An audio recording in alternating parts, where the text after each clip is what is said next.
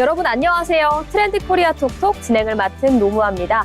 연말을 잘 마무리하고 이제 새해에 함께 새롭게 인사드리는 요즘인데요.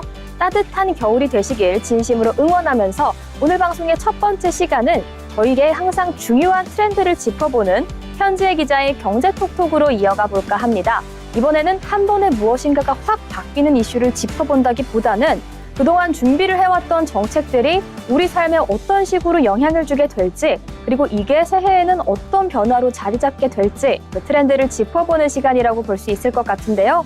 그래서 오늘 경제톡톡에서는 2026년에 달라지는 것들, 이 중요한 요소들을 키워드로 한번 정리해보려고 합니다. 현지의 기자 어서 오세요. 네, 안녕하세요. 네, 2026년은 이래 기준선이 한 단계 올라가는 해입니다. 먼저 최저시급의 상향 조정인데요. 지난해 시급 1,030원이었던 최저시급이 2026년에는 1,320원으로 확정됐습니다. 처음으로 만원 시대를 넘어선 이후 한 달에 215만 6,880원 가까이 월급으로 받게 됩니다. 물론 인상폭이 크다고 보긴 어렵습니다. 자영업자 부담과 고용 상황을 함께 고려한 결과입니다. 네, 그리고 아무래도 주 4.5일제에 관련된 이야기도 많이 나오고 있는 상황인데요. 이건 올해부터 바로 적용이 될까요? 네, 2026년에 주 4.5일제가 모든 직장에서 의무화가 되는 것은 아닙니다. 다만 정부가 예산을 투입해 근로시간 단축 시범 사업을 늘리고 있고 일부 공공기관과 기업에서는 이미 근무 시간을 줄이는 실험이 진행 중에 있습니다. 전문가들은 제도보다 먼저 현장에서 일하는 방식이 바뀌는 단계라고 설명하고 있습니다. 네, 정말 큰 변화가 일어나고 있는 요즘 같은데요. 그렇지만 기업에게 부담이 될 수도 있다는 목소리도 제기되고 있습니다. 맞습니다. 특히 중소기업과 자영업자는 인력 충원 부담도 커질 수가 있습니다. 그래서 정부도 전면 도입이 아니라 단계적 확산이라는 표현을 쓰고 있습니다. 2026년은 덜 일하는 사회로 가기 위한 분기점 정도로 보시면 되겠습니다. 네, 그리고 아무래도 일하는 시간이 달라지면 여가를 보내는 방식도 달라질 것 같은데요. 네, 맞습니다. 2026년부터는 여가는 개인의 선택을 넘어 정책의 영역으로 들어왔습니다. 근로시간이 줄어들면서 정부는 여가와 관광을 내수를 살리는 수단으로 적극 활용하고 있습니다. 그렇다면 왜 여가 정책이 이렇게까지 강조가 되는 걸까요? 해외여행 수요가 빠르게 회복이 되면서 국내 소비가 다시 해외로 빠져나갔기 때문입니다. 정부 입장에서는 국내에서 쓰는 소비를 어떻게든 붙잡아야 하는 상황입니다. 그래서 짧게 쉬고 자주 움직이고 국내에서 소비할 수 있도록 만드는 구조에 정책적으로 힘을 싣고 있는 겁니다. 체감은 어떤 식으로 나타나는 상황일까요? 장거리 여행보다는 근교 여행, 그리고 당일치기, 1박 여행, 생활형 여가가 늘어날 가능성이 클 것으로 기대하고 있습니다. 여가 시간이 늘어난다기보다 여가를 쓰는 방식이 바뀐다고 이해하시면 되겠습니다.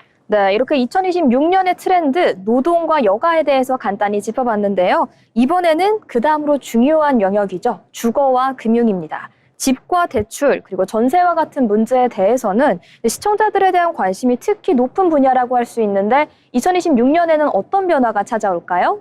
네, 핵심부터 말씀드리면 2026년의 주거와 금융정책은 집값을 잡겠다기보다는 주거 부담을 관리하겠다는 방향입니다. 공급과 대출, 그리고 지원 정책이 조금씩 조정됩니다. 네, 먼저 주거 쪽부터 살펴보자면 공급 대책과 관련된 정책이 나온다는 보도가 있었습니다. 네, 정부는 주택 공급 대책을 연말 전후로 발표하겠다고 밝혔습니다. 다만 예전처럼 대규모 공급 계획을 한 번에 내놓기보다는 시장 상황을 보면서 속도를 조절하겠다는 기조입니다. 특히 무주택자와 청년, 그리고 신혼부부를 중심으로 공공주택 공급을 이어가겠다는 방향입니다. 이렇게 된다면 전세와 월세 부담은 조금 나아질까요? 단기간에 확 달라지기는 어렵습니다. 다만 정책의 초점은 전세 가격을 직접 건드리기보다는 대출 부담을 관리하겠다는 쪽에 있습니다. 즉, 집값보다도 매달 나가는 돈을 줄이겠다는 접근입니다. 그렇다면 금융 쪽은 어떤 변화가 있을까요? 금융정책의 핵심은 대출 관리와 취약계층 보호입니다. 가계대출은 무리하게 늘어나지 않도록 관리하면서도 청년과 서민층의 주거대출은 완전히 막지 않겠다는 입장입니다. 금리 자체를 낮추기보다는 상환 부담을 완화하는 장치에 초점이 맞춰져 있습니다. 예를 들면 어떤 방식이 있을까요? 상환기간 조정이나 상환 구조를 유연하게 가져가는 방식인데요. 특히 자영업자나 주거비 부담이 큰 계층에 대해서는 연체 위험을 줄이는 쪽으로 금융 지원을 조정할 가능성이 큽니다. 작년과 비교하면 정책의 방향성이 좀 달라졌다고 볼 수 있을 것 같습니다. 네, 작년까지는 집값과 거래량은 시장 지표에 초점이 맞춰졌다면 2026년은 가계가 실제로 감당할 수 있는 수준을 관리하는 정책으로 무게중심이 이동했습니다. 결국 이렇게 정리할 수가 있겠네요. 2026년의 주거금융 정책은 집값을 당장 잡겠다기보다는 주거비 부담이 더 커지지 않게 관리하겠다는 접근입니다. 크게 튀는 변화는 없겠지만 생활비 부담과 직결된 정책이라는 점에서 지켜볼 필요가 있겠습니다. 네, 아무래도 2026년 초반에는 거시적인 방향의 큰 변화보다는 이런 미시적인 방향의 변화로 이어지고 있는 듯한 트렌드가 보이고 있는데요. 그렇다면 내년부터 달라지는 정책 가운데 육아와 가족과 관련된 정책도 저희가 빼놓을 수는 없습니다. 2026년 육아 정책 가장 큰 변화 포인트는 무엇일까요? 네, 2026년의 육아와 가족 정책은 크게 새로 만들기보다는 기존 제도를 손보는 데 초점이 맞춰졌습니다. 지원 자체를 늘리기보다는 조금 더 쓰기 쉽게 바뀌는 방향입니다. 구체적으로 어떤 부분이 달라졌을까요? 먼저 육아휴직인데요. 육아휴직 초반 급여 부담을 줄이고 맞벌이 부부가 휴직을 조금 더 유연하게 나눠 쓸 수 있도록 구조를 조정합니다. 제도는 있지만 현실에 쓰기 어렵다는 지적을 반영한 변화로 볼 수 있습니다. 네, 그리고 아이를 맡길 곳에 대한 문제에 대한 관심도 날이 갈수록 높아지고 있습니다. 네, 국공립 어린이집과 돌봄시설 확충 기조는 유지됩니다. 특히 방과 후나 방학처럼 맞벌이 가정이 가장 부담을 느끼는 시간대에 돌봄을 보완하겠다는 방향입니다. 다만 지역별 여건에 따라 체감 속도는 다를 수 있습니다. 그렇다면 출산과 육아와 관련된 지원금은 좀 어떨까요?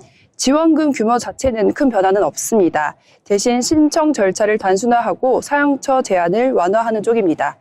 받기는 조금 더 편해지고 활용도는 높이겠다는 취지입니다. 네, 아무래도 작년 정책과 비교하면 결이 조금은 달라진 것 같습니다. 네, 그렇습니다. 작년이 출산 자체에 초점이 맞춰졌다면 2026년은 출산 이후 육아 과정에서 부담을 조금 더 관리하겠다는 흐름입니다.